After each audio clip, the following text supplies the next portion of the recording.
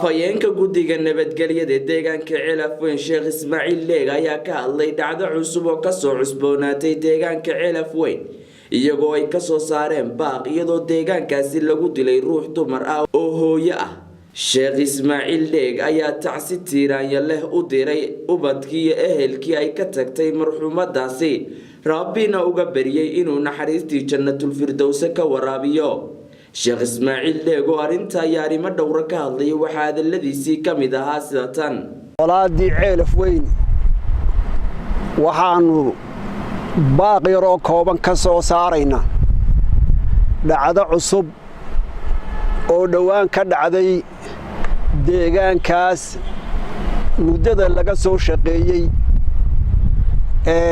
waxgaradka reer Somaliland ay isugu tageen, haddii ay tahay dhaqan iyo culimo iyo dawlad iyo warbaahin. waxaanu xusuusanahay in laga joogo saxeexii iyo baahintii heshiiskii Ceelaf Weyn wax aan ka badnayn bisha 8aad kowdeedii ayaa heshiiska la saxeexay. heshiiskaasi guud ahaan wuxuu u socdaa si aad iyo aad u fiican, laakiin waxaan ka xunnahay inayna soo gaadhay in deegaankaas lagu dilay qof cusub.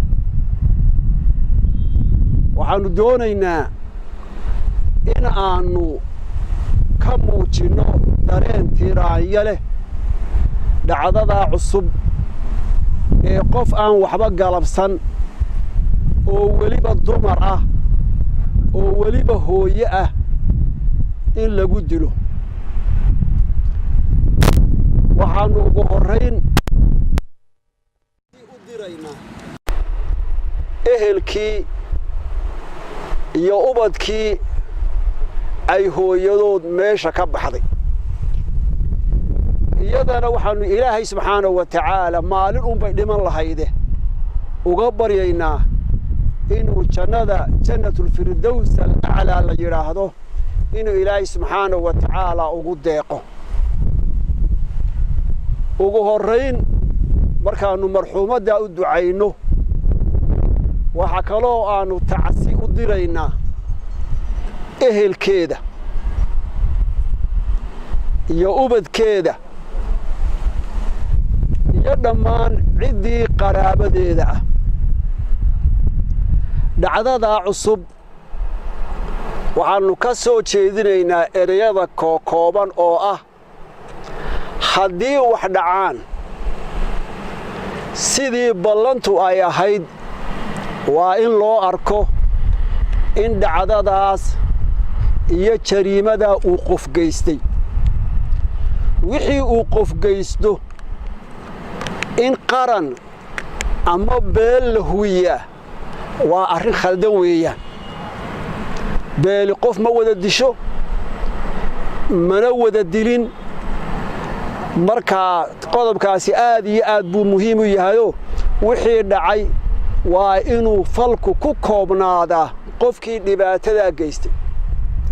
dhinaca kalena waa inuu ku koobnaadaa qoyska dhibtu ay gaadhay iyo dhibana, oo qofka dhibtu gaadhayna aan laga dhigin in qabiil ama beel ama deegaan dhib la gaadhsiiyey.